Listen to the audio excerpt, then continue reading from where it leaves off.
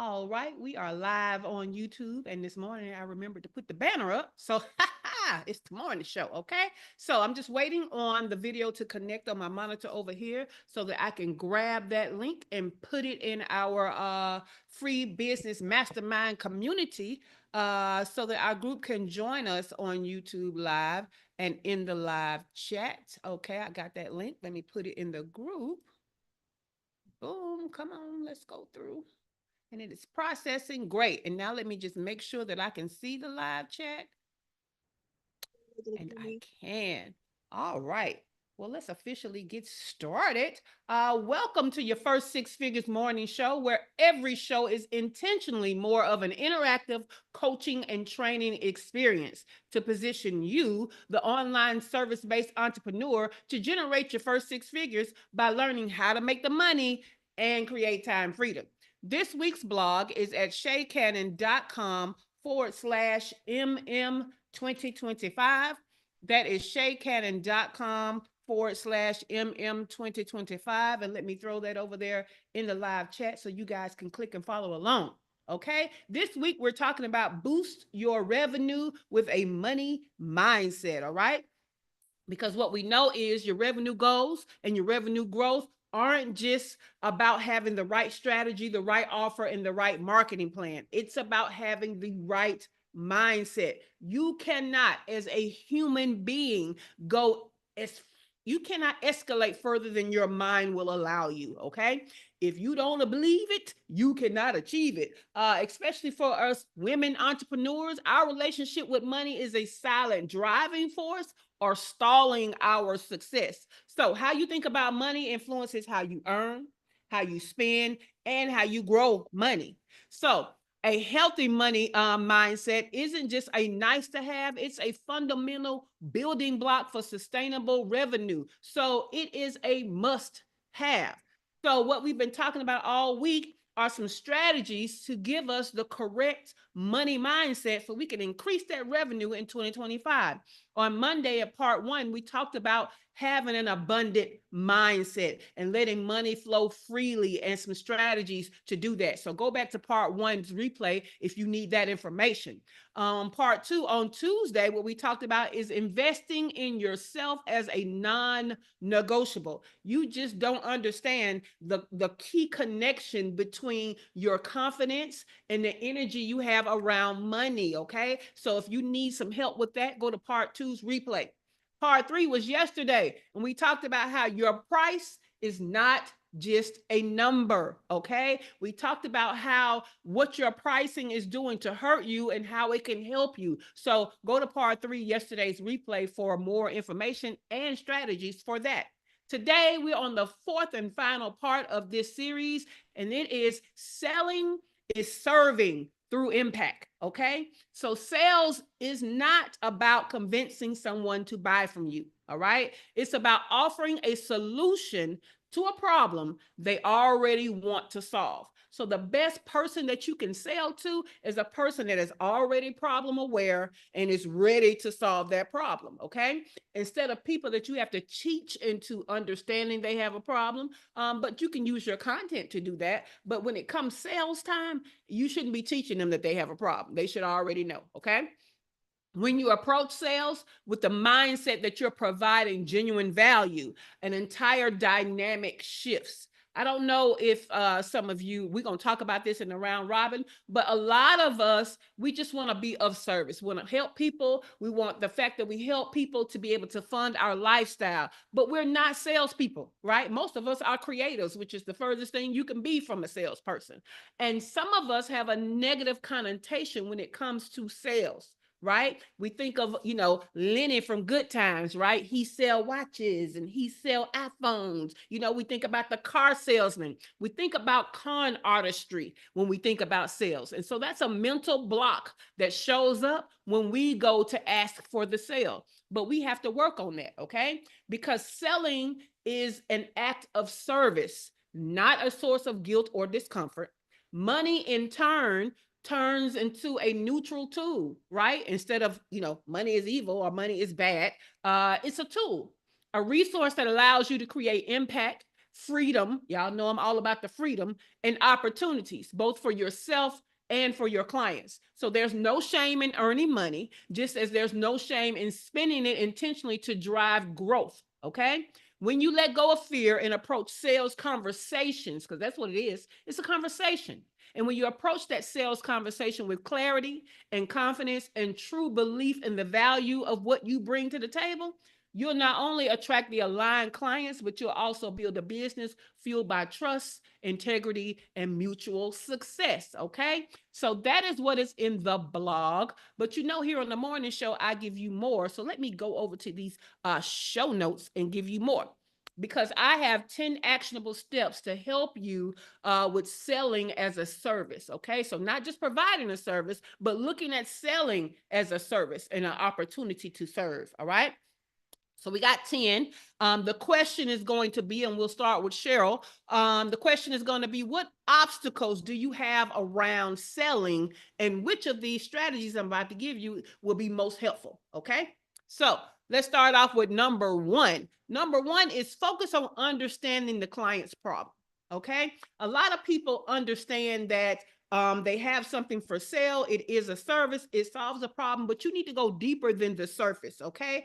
Ask open-ended questions to deeply understand your client's pain points, their needs, and their goals. And then that way you can show empathy and position yourself as a solution in the best way for their specific challenges, right? Because the challenges and the problems they have are usually more than just that main one that we solve. When we bring a service, it usually solves, I'm going to say, a bundle of problems. We need to know all the problems that it solves. What is everything that happens that is of service when we give our service? Okay. So that's number one. Number two, highlight the transformation, not just the features. When you are giving someone an opportunity for you to serve them, which is what we're going to call selling, okay? You should not be talking about you get this many videos and you get this many resources. We're going to give you this many emails. We're going to meet this many times. Those are features. Okay, those are deliverables. We need to talk about the transformation, the benefits. Who are they going to be after your service? What are they going to have after your service? How will life be different for them because they had the opportunity to be served by you? Okay, so that's what we need to be focused on when we're having these sales conversations. So clear communication of the outcomes that the client can expect from your offer.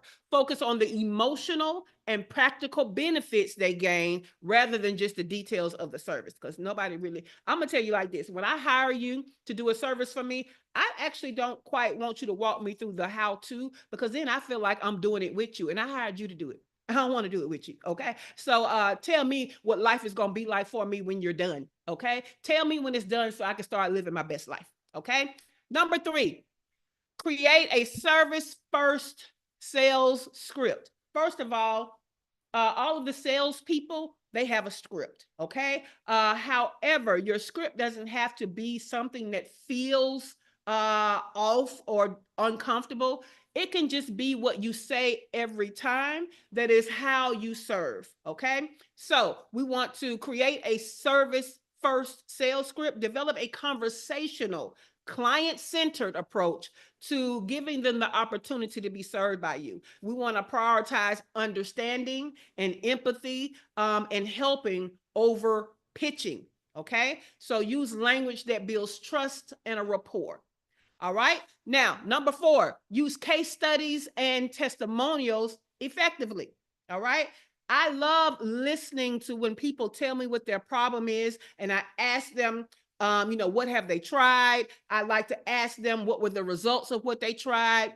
What do they feel like went wrong? And then I love to let them know that I have this client that was going through something similar. And I give them the details of what that client went through, not the client's name, not the client's company name, and how we worked together to solve it. So this is how we use the case studies and the testimonials effectively. It's not just putting them on the website. It's a part of the conversation whenever you're talking about that transformation that you got that client that gave you the testimonial. So share real examples of past client successes to demonstrate the tangible impact of the service that you're offering. Position these stories as evidence of your ability to deliver the results. All right. Number 5, educate your clients during the sales conversation, but we're not educating them on their problem, okay? We're educating them on what life can be like, okay? We're educating them on the fact that we understand what life is like, okay? So use your sales calls to provide insights, a few tips, and some clarity about the challenges that they already know they have, okay? This positions you as a trusted expert, not just someone selling a product or a service. I can tell you every time I have a discovery call and I'm talking to somebody, once I start letting them know that I understand what they're going through and I start highlighting other things that I know are a problem because they have the problem that they've stated, they know that I understand where they're coming from. When I tell them, oh yeah, that's, I bet you're having this issue and that you're having that issue because of this. So that's a little tip, right? But you have to show these people that you are the expert, not that you just heard what they said and you're regurgitating it back to them. Okay. So when you have a fundamental understanding and an expertise in what you do, there are certain things that you tend to see over and over again. So when they tell you one thing or they start talking about this thing, you automatically know that that also means these other things. Bring that up in the conversation because that is your expertise talking in your head. All right. Number 6, we want to reframe sales as a partnership. Okay. You got a negative connotation over the word sales. You feel like, oh, I'm just not a salesperson. Stop thinking about it as sales and think of it as a partnership. So approach the process as a collaboration where you and your client are working together toward a solution. Now, this removes the pressure that it creates for you feeling like you're not a salesperson, you're not good at sales, because we're going to just look at it as a partnership. And you know how to partner, you know how to collaborate. So look at it differently. Number 7, practice active listening. Okay, practice active listening. Truly listen to what the client is saying.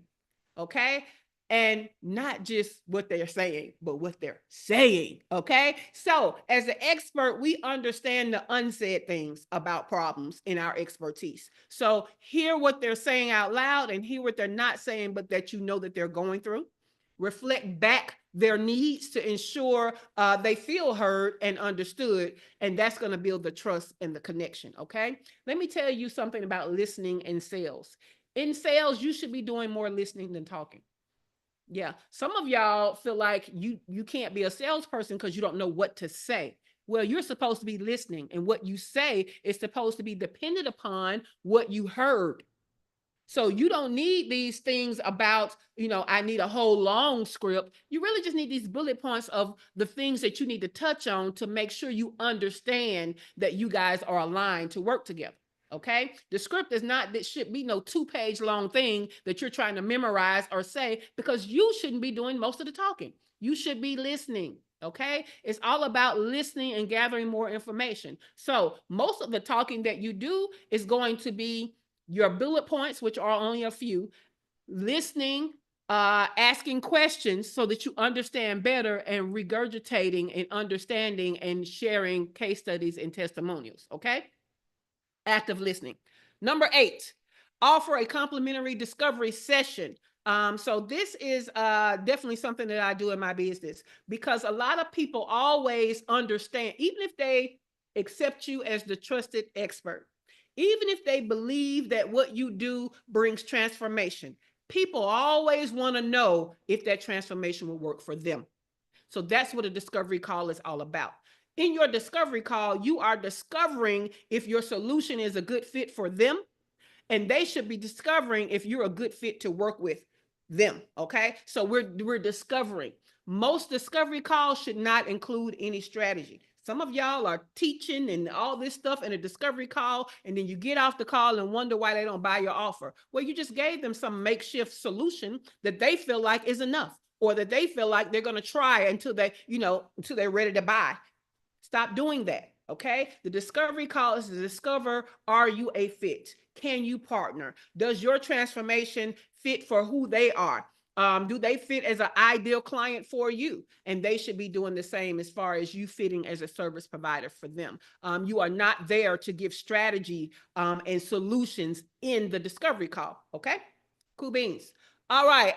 So, well, let's just talk. So, provide a no pressure opportunity for potential clients to experience your expertise. Use this session to clarify their needs and showcase how your service provides value, not give strategy. Number 9, follow up with value, not pressure. Okay. So, after your initial conversations, follow up with additional resources, tips, and insights tailored to the client's needs.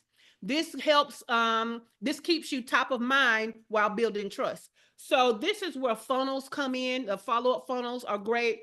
I do one follow-up email, and then I might do another follow-up email. But basically, your follow-up is to provide more information to help them to get off the fence and make a buying decision. Okay. And as I say all the time, we don't want a maybe. We don't want silence. We want a yes or a no. We would love a yes, but we accept no's. Okay. So to me, that's the difference between that con artistry and selling as a service. If somebody says no, you leave those people alone. Okay. We just want to answer yes or no. I'm not trying to turn your no into a yes. I'm not here to convince. I'm giving you an opportunity to solve your problem. And either you're ready to solve it with me or you're not. Okay. So I don't do high pressure sales. I don't do that kind of stuff. So that was follow up with value, not pressure. Number 10, final obstacle, maintain confidence in your offer.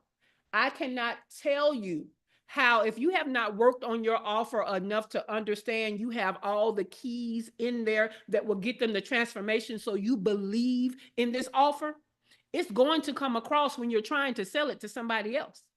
It's going to make you feel like that salesperson that you feel like you are not, right? Because if you don't believe in your offer, how is someone else going to believe in your offer? You need to have confidence when you're giving people the opportunity to work with you. Because if you don't have confidence, how am I going to have confidence in that giving you my money, I'm going to end up where I want to be in a transformation? So maintain confidence in your offer, believe fully in the value of your service, and communicate that conviction. Okay. Confidence is contagious. It reassures the clients they are making the right investment. All right. So those were the 10. I'm going to go back through without all the extra. So the question, and we're going to start with Cheryl, is going to be, what obstacles do you have around selling, and which of these strategies will be most helpful? Let's go through the 10 again without the extra. Number 1, focus on understanding the client's problem. Number 2, highlight the transformation, not just the features or deliverables. Number 3, create a service first sales script. It's not 2 pages. It's just a couple of bullet points to make sure you're hitting all the areas of what you need to know. Use case studies. Number 4, use case studies and testimonials effectively. Number 5, educate your clients during the sales conversation, not on the problem, but making sure that they understand how you can help them. Number 6, reframe sales as a partnership. Number 7, practice active listening. Number 8, offer a complimentary discovery session, not a strategy session. Number 9, follow up with value, not pressure. And number 10, maintain confidence in your offer. All right, so let's start with Cheryl. Cheryl, what, if anything, is an obstacle for you around selling, and which of the strategies that we talked about today do you think will be helpful? I don't I don't perceive any problems around selling. But I will tell you that one of the most effective um, points here that I've used consistently, and that is actively listening and asking questions. And I learned the questions part actually by observing, watching, and evaluating Judge Judy. Judge Judy can ask you 6 questions and know the whole deal. And a lot of times people, it's not that they, especially, in our business, it's not that they prevaricate, but it's just that they're not aware. Wait a minute. What the hell that mean? For what? Parrot cake. What? They're not. they're not trying to be shady. They're not Okay. they're not Learn a new trying word to. today, y'all. What the hell? So, but but a lot of times they really don't understand what the problem is. They think that, they're allergic to apples, but actually, it's the grass they keep stretching out in the summer sun that's messing with them. So, it's getting them to be at a point where you're both on the same page. And 9 times out of 10 for me, it comes with they'll be saying at some point, "You get it, you get me," and that seals the sale. I know that's right. Dewana Prefera. What? Say the word again, Cheryl. Word of the day. Prevaricate. Okay. There y'all go. Okay. Thank you for that, Cheryl. Let's go to Dr. Well, Latoya. Dr. Latoya, what obstacles do you have around selling, and what strategy we talked about today would be the most helpful? I don't do selling, but as I transition into creating corporate, moving into corporate space, I'm thinking what will be the most helpful is being mindful of framing sales as partnership. Yes. I like that. I like that. Cool beans. Yeah, we have to yeah, I think that when we are telling people that we're the expert and we're sharing content that shows we're the expert, a lot of us are not aware that we're selling ourselves, right? We're being of service by selling our expertise as to why you should listen to us. And so I do have a negative connotation around sales, and so I actually invested in getting that negative connotation reframed. I took a course by I know her first name was Natasha. I can't remember her last name, but she had a course called Soulful Selling. Soulful Selling, where basically she really taught me how to look at it as a conversation of opportunity. But yeah, it's crazy out here in these streets, man. Because we are sitting on a gold mine, but a part of the reason why our revenue is not as high as it could be is because we're not telling enough people and giving enough people the opportunity to work with us, and that's all sales is. So we got to start asking for the sale more. We have to start. No, she's not the nurse boss. She actually just does selling. Dr. LaFera. And I can find her online while somebody else speaks. But let's go to Dewana. Dewana, what obstacles do you have around selling? Which strategy will be the most helpful? I don't have any obstacles around selling. I will say that there was a time when I was, when it came down to the offer and the lack of confidence, and what I realized was when I'm not focusing on making money and just focus on what it is that I do. If it's not like, oh my God, I got to pay this bill, or oh my God, I got to get this done, then I find that, giving out the offer, this is what it is. This is how much it costs. Either you want it or you don't want it. And Mhm. so when you're focused on just the mission and the purpose, it makes the confidence just is what it is. Yes. You just want it or you don't. I'm not trying to, I'm not trying to convince you. This is what it Mm-mm. is. Exactly. Exactly. I love that you took it back to the mission and the vision, Dewana, because that's one of the questions you should be asking. What is their why? Right? So that you can bring them back to that why. So the course that I took, well, it was actually a 3-day conference back then when I took it. It was called Enroll from the Soul. Her name is Natasha Houghton. But it used to be Allridge. I knew her as Natasha Allridge when she was still married. And so she has these training sessions that are live, and it's called Enroll from the Soul. And she still actually has them. Um, it's funny because her sister, who used to be her assistant, lives here in Mexico with me. And last year, they wanted to fly me out for the event to talk about how it helped me in my business, and also to work on their sales team, which was a stretch, right? Because I don't see myself as a salesperson. Um, but that's her. Her name is Natasha J. Houghton. Houghton, what is it? And it's enrollfromthesoul.com if y'all are interested. Again, I did the 3-day um event where she taught us how to enroll from the soul. I did not do the high ticket mastermind. The event that I did, I think, was about $800. And I think that the mastermind is in the thousands. But I did the 3-day event. All right, let's go to Dr. LaFera. Dr. LaFera, what obstacles do you have around selling? Which strategy will be the most helpful to help you with that obstacle? I think my um I think my biggest obstacle um I guess I've been trying to sell myself. I don't know. I guess that's what I've been trying to do, but like instead of like, focusing as much on the transformation as I could. But when you say like on number, I guess 9, no strategy and solutions. I mean no, yeah. What are you talking about? What goes on in the discovery sessions? Give me some example, like script or something. Like what are you talking about? Like when So, you have them back for a discovery call or so it's something. not back. That should be the initial call. Okay. Okay, All so it's the initial call. So it's when someone inquires about your service and you say, hey, let's talk about it, and you give them a link to book a Mm-hmm. call, that's the discovery call. Oh, Now, okay. the first thing that you want to have is an intake form. Remember, we've talked about that, right? You Mm-hmm. have your intake form where you're asking certain qualifying questions, so that they understand what they're going to talk about. You kind of helping them be a little concise, and it's Yeah. giving you some information ahead of time. And on top of that, so you're asking things like, qualifying questions can be different. Yeah, like You what? ask Why? about, Why how are much you money doing did you make this? last year? How much do you project to make this year? But I'm only Yeah. asking that because I help you make it to your first 6 figures, right? Yeah. So I need Uh-huh. to know where you are. I ask them, do they feel like they'll make it to the first 6 figures on their own without help? Because I need to know Yep. that. Because if you think you can do it on your own, I don't understand why we're having this call. You know what I'm saying? Mm-hmm.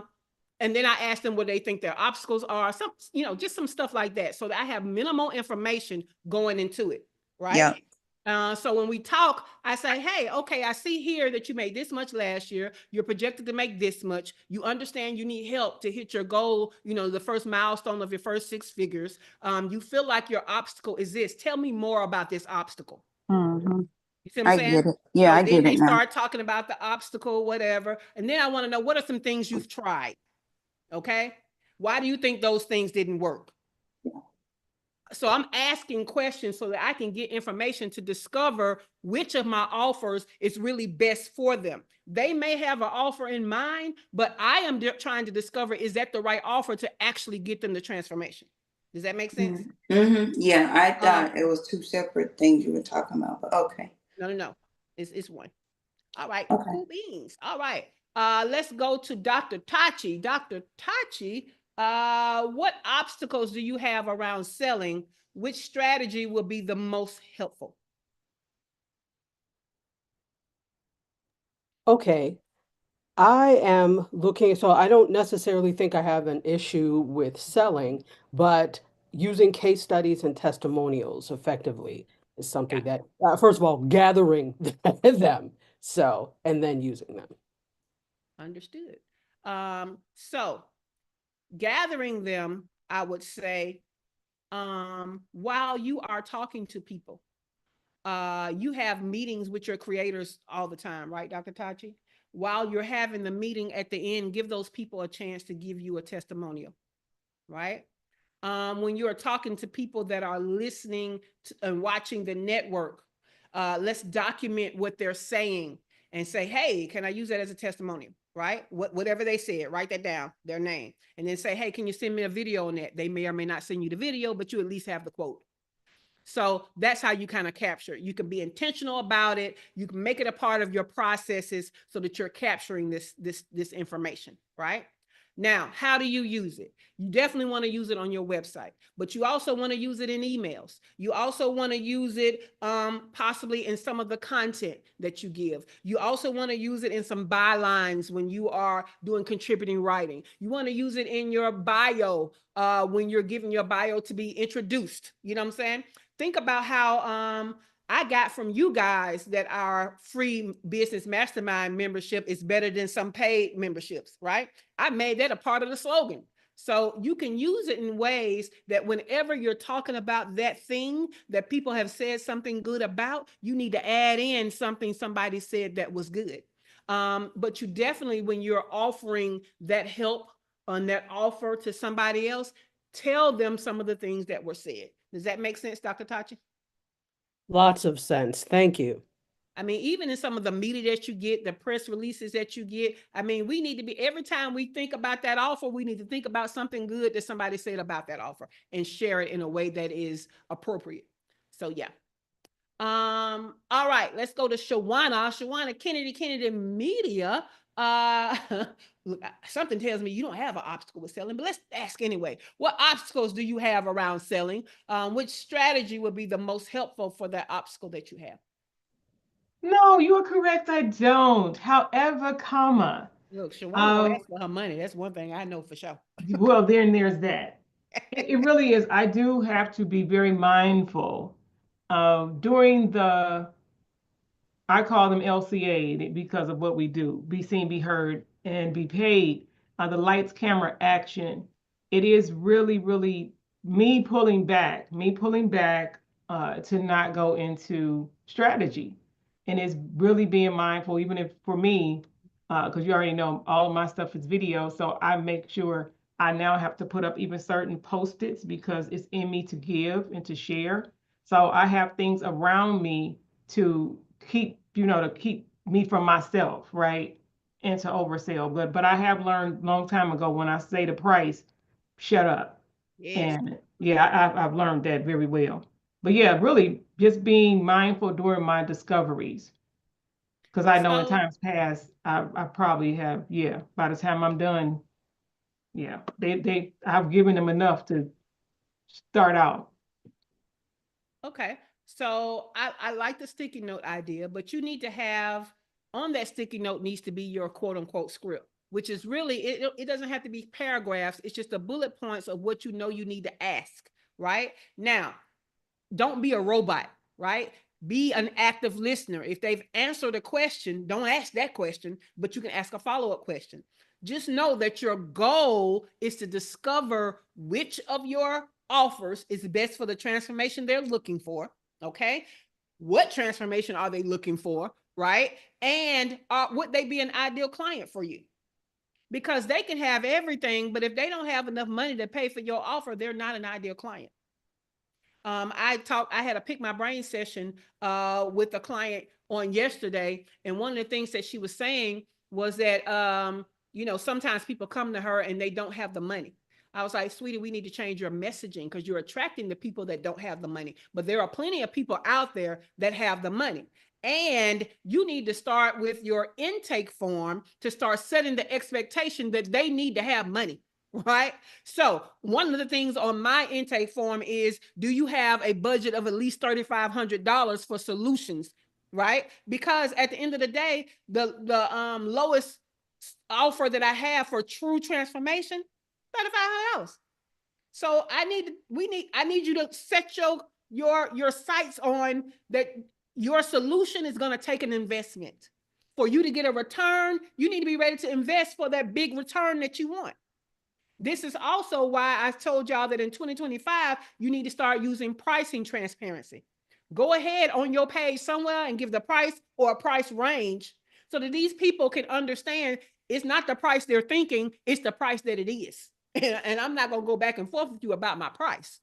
Well, So I'm yeah. proud to say, Shay, I have hit the trigger and it is live as it relates to that. Not because I don't promote the social media management, even though that is part of what I do. But as it relates to some of the services for video production, that is currently live on my website. Cool beans. Congratulations. Proud of you. All right. Thank you for that, Shawana. Always bringing out more stuff out of me. I appreciate it. All right. So Kimberly is at the Dream Funder. She says confidence in her offer. I don't know how I'd use the others for product base. And then she said, oh yes, that's definitely one for me. I don't use testimonials effectively. So Kimberly, I mean, most of this stuff still has to do with you. You would just use it differently. For example, on your sales page, you're going to focus on understanding the client's problem for the product. You're going to highlight the transformation from the product. That's number 2. Number 3, a sales script where it's conversational. You just have a conversational tone on your sales page because that is your sales conversation. You're not taking discovery calls for a product. You definitely need to put your testimonials on there. You probably need more video. Educate your clients during the sales conversation. You're educating them on your value on the sales page. So you're just not having a conversation, Kimberly, one-on-one. The conversation is being had on your sales page. You can reframe your language to be from they're buying this product to have pretty feet to I'm an advocate for you having pretty feet this summer and in the winter. And I'm your partner to help you get these pretty feet and these healthy feet. Active listening, that can come from your market research. Okay, so your market research should be filled with active listening so that you know what the conversation is being had around this problem so that you can then use that conversation on your sales page. You don't need a discovery call unless somebody is buying in bulk. Follow up with value. All that is a funnel, Kimberly. Same thing for product-based businesses, right? So abandoned cart, the confirmation, all of that stuff. You know what I'm saying? Follow up your lead magnet. All of that is a follow-up conversation. It's a funnel. So that's what you're doing. And so what we're saying is in that funnel, every email is not just focused on the sale. It's focused on giving a little more value and then offering the opportunity to be served again through the product. Maintain confidence in your offer. Sweetie, if you don't believe in them pretty baby feet you giving us with that product, how are other people going to believe it? Okay. So I know that you said that you, even in person, like Tracy, your bestie helps you. She goes out there with confidence in sales and you're kind of quiet in the background. Get what you need, okay, to be able to speak up about your product because nobody can speak about it like you. So don't forget that. All right. So anybody have any questions about the entire week? This was a great week. Talking about money mindset. All right. So we talked about let money flow freely, have an abundant mindset. We talked about investing in yourself as a non-negotiable. We talked about price is not just a number. And today we rounded it out with selling is serving. Okay. Anybody have any questions or any value adds? Dr. Tachi. The whole week was, well, I wasn't here the whole week, but the 2 days that I was here this week were phenomenal. And I'm especially looking at today, talking about selling as service. That's not something that I necessarily thought about before. And I wouldn't say that like selling was not necessarily my thing, even though I, have a service, product-based businesses as well. I'm like not the hard sell type of person. But when you look at it as selling as a service, that puts a completely new spin on it. Thank you. It does. Thank you. Again, I learned that from Natasha. She helped me to really reframe what sales is supposed to be. So that it does not feel icky. I don't feel like the used car salesman just trying to get you to buy the lemon, something that's not going to help you. So just to be clear, the con artistry that sales has become known for is when you're trying to convince somebody to buy something they don't need. Okay. And that's not what we do. We're trying to give an opportunity to serve through giving somebody a solution to a problem that they have that will be valuable to them, that will transform them, okay, in some way. And so it's extending an opportunity. And so once I learned that too, and I got that reframe, yeah, I don't have a problem with selling anymore. But I also, and you guys have experienced that. Dr. Tachi, you've experienced it recently. I'm also not just trying to sell you the highest price thing, right? My questions are to figure out where you are so I can figure out which offer is going to get you where you need to be. So Dr. Tachi, just recently, right, you were talking about the strategy session and I was like, well, no, I don't think that you need that. I think a Pick My Brain will work for you without getting that strategy session for now. So it's really about how can I best serve you for where you are and where you're trying to go. And so, yeah. Did you want to say something else, Dr. Tachi? I did, and I saw that in terms, I was like, oh, that's what Shay did with me. But I wanted to say in terms of, remember when we had the founder as the movie for the movie club? Yes, Now, yes. I did not have the opportunity to watch it then, even though I participated in the conversation, but I watched it last week. Okay. And it was excellent, but I was like, this snake oil salesman, it made me have a terrible, an icky feeling about sales and selling, and how it's the us and them, the people that are wanting to do things properly, and then those who are always coming to take an advantage. But again, bringing it home to the sales as a service, Mm-hmm. that really, it had me reframe some things. And now I'm looking at the movie in terms of, okay, when you look at sales as a service, where does Mm-hmm. that fit in? So I just wanted to also mention that I did watch the movie, and that came up in my mind as you were talking. But did you also notice when it came to Ray Kroc, when he was selling the blenders, he didn't necessarily believe in that product, right? Yes, But yes, when he sold McDonald's to franchisees, right? He believed in that, and yes. he went all in for that. So there was a difference, right? He knew that that thing could turn a profit. He knew that the product was good. He knew that the customers were happy. So there was a whole difference in him when he sold those blenders to when he sold franchisees into McDonald's. Now he was still a snake oil salesman. That's why he stole it from the McDonald brothers. But yeah, but it was a great movie. Yeah, y'all need to see. That's one of the values of being in our free business mastermind. That's one of the events that we hold monthly, a free movie club nights where we watch movies and we pull out the business nuggets. And so yeah, Cheryl, did you want to add something? No, I was just going to say, Pastor Mentor told us a long time ago, sales is not something we do to somebody, it's something we do for them. It's servanthood. Yes. If when you're doing it right, okay, it should always make them Yes. better. If they partake of the sale, they should come out better. Most definitely.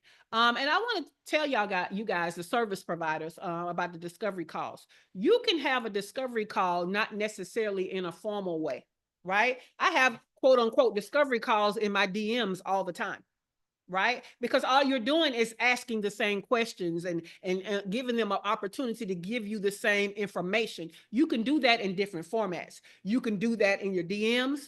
You can do that in a one-on-one in the hallway of a conference. I've done a discovery call in any number of ways. I've done a discovery call on the morning show. Dr. Tachi didn't have a formal discovery call for the Pick My Brain session she's gonna have today. I asked her what I need to know right here. And then I was like, oh no, you don't need that. You need this. And let me send you the information later. And I did. So the discovery call doesn't always have to be this formal appointment link call. You can have a discovery call anywhere. Okay. So just keep that in mind, because again, it's a conversation. And so you don't need an official appointment to have a conversation. You can have any number of ways that you can have a regular conversation. You can have a sales conversation. So keep that in mind. All right. Any other questions or value adds before we go to the announcements? And when we're asking, this is Cheryl, when we ask those Yes. questions, we Mm-hmm. need to be very careful about making it sound like it's an interrogation by the Gestapo. Again, it needs to be a conversation. Yeah, most definitely. All right, let's go to these announcements. So today we gave 10 more strategies. Oh, Dr. Latoya, did I see you coming off the mic? Did you want to add something? Yeah, I was just gonna say you said something after I said that I don't do sales that gave a reframe. And as I continued to listen, so like I was only thinking initially as of sales calls, Yeah. right? And I was like, no, I don't do sales calls. But then after you kept talking everything, I realized, they say everything I teach my students, particularly in like grant writing and dance, it's like literally everything is selling, right? Yep. From the moment the first word you write in the grant application, the first moment you walk into the room when you're auditioning for something is all sales. And so I'm thinking now about when I do like the YouTube, my YouTube moments, and the beginning is a script, right? There's the beginning and the end. That's the Yeah. bookend, and that is the selling, right? Here is the information. Here's your value.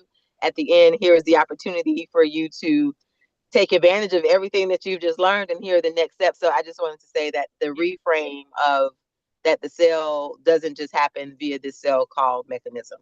Mm-hmm. Thank you for that, Dr. Latoya. And I love your process of it. I love that. And so that's in case y'all are wondering, though that's the bullet pointed script that you can have. Just what she said, the introduction, the giving of the value, the listening, the, this is the opportunity, and these are the next steps. See, that's all you need as a script so that you don't miss one of those, because those are the important points of what this conversation needs to hit. So love that. Thank you, Dr. Latoya. All right. I gave 10 strategies on how you can use selling as a service. There's only 2 ways for you to get my show notes. Number 1, you have to be in our free business mastermind group, and the show notes live in the files section. Number 2, you can get the show notes and this entire morning show in your inbox by going to shaycannon.com/show to sign up. You'll get an email in the morning reminding you to hop on the YouTube live, and you'll get another email in the afternoon with 2 links, one to the replay and one to the show notes. All right. So go to shaycannon.com/show to sign up. Today, Thursday, is Collab Live. Bring what you need as a collaboration and what you can give in return to make it a win-win. We're doing this in the free group. I will be live streaming in the free group at 12 noon Eastern time. You will show up with those 2 things, what you need is a collaboration and what you can give in exchange. And I am going to facilitate collaborations. So it'll last about 30 minutes. This is in the free group. I'm going to show up. There's no coaching. There's no presentation. There's only facilitating. So the value that's given, it depends on you showing up and coming and telling us what you need and what you're willing to give. All right. To find out more about me, your host, Shay Cannon, go below. You can also find out how to join our free business mastermind group. And any links that we talked about today will also be in the description below. All right. So if you haven't already, please help us out and give us a thumbs up on this episode. Make sure that you subscribe to the channel. And don't forget that this was a 4-part series. So check out the other parts. All right. Well, that's it for this week. So I want you to have a great day and have a great weekend. The studio is closing in 5, 4, 3,